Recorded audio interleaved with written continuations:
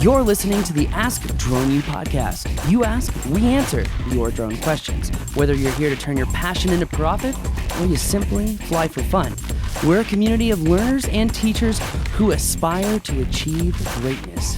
We are Drone U.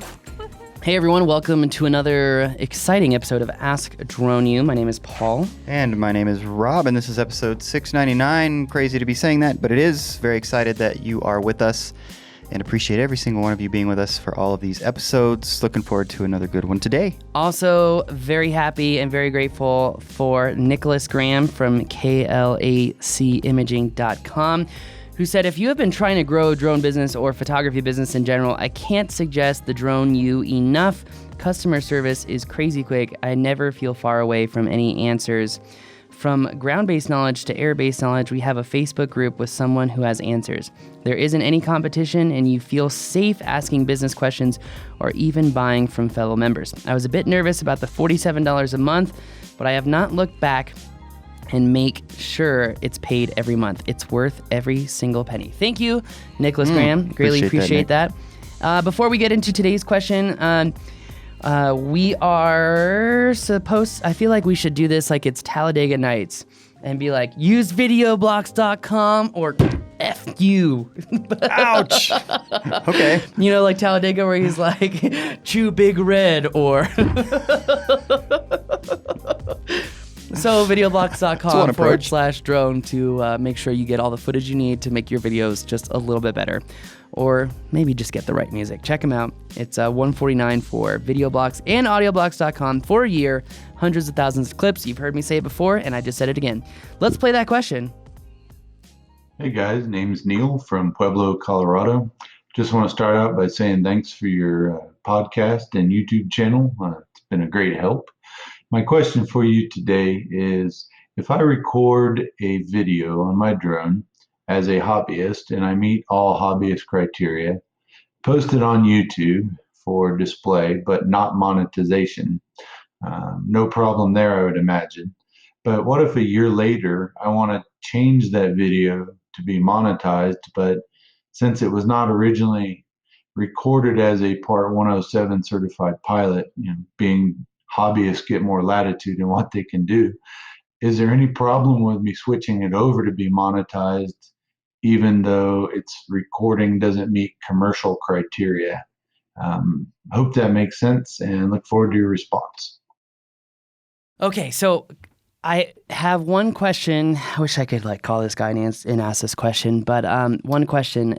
He says, the videos don't meet Part 107 commercial requirements. So does he mean that because he didn't have a 107 when he took it and he had no commercial intent at the time, which the FAA has been, very specific about this, and essentially that's okay. I think that's what he means, but I like where you're going. But if he took this footage in, let's say, restricted airspace, where he shouldn't have been flying, meaning as a hobbyist, you're just supposed to notify the airport. We all know the rules. But as a commercial operator, you're supposed to get air traffic control permission or an authorization or an instantaneous authorization via the LANC. The FAA doesn't like how I've been saying LANC, even though that's kind of how it looks to me. What is LANC? You heard that from them? It's LANC. Okay, well, that's good to know. I didn't know. Yeah, maybe it should be something like a person. Instantaneous Authorization System, the IAS. Could be Bob. What would Bob stand for? I don't know. Just Lance is like a name. I don't know. Anyways. Gosh.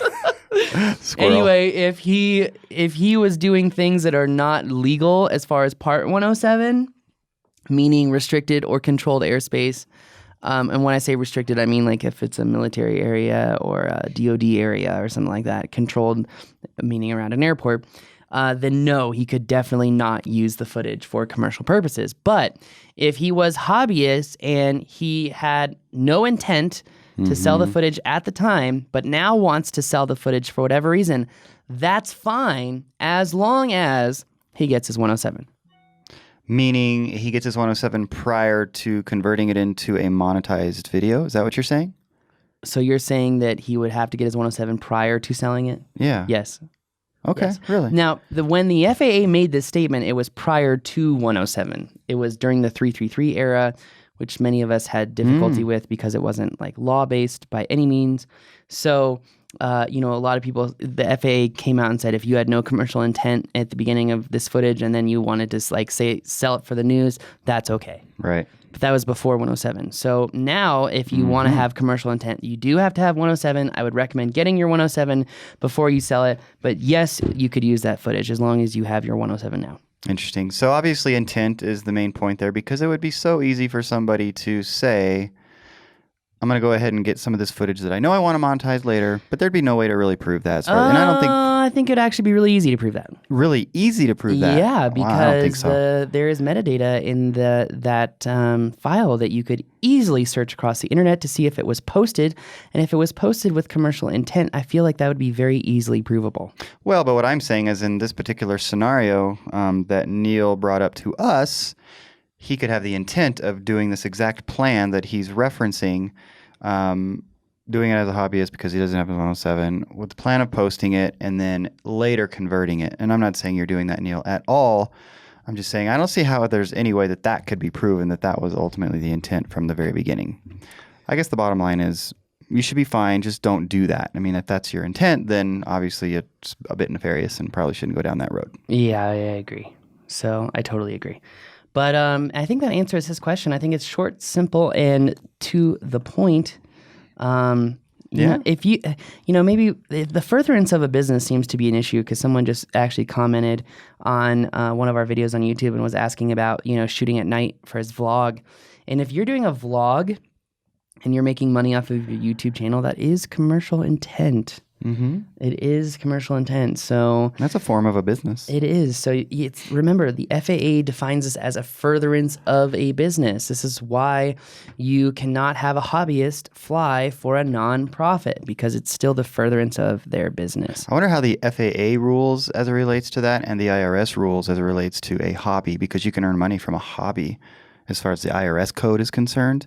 So I wonder if oh, man, you got into trouble with the FAA, you could say, hey, but the IRS considers what I'm doing a hobby based on this. I'll let you investigate that one. Okay. You are the finance guy. Use your wizardry. Can't wait. All right. Well, that's going to do it for us today. My name is Paul. And I'm Rob. And thanks again for listening. And if you have a question, go to askdroneu.com. But that's going to do it for us today. Thanks for watching.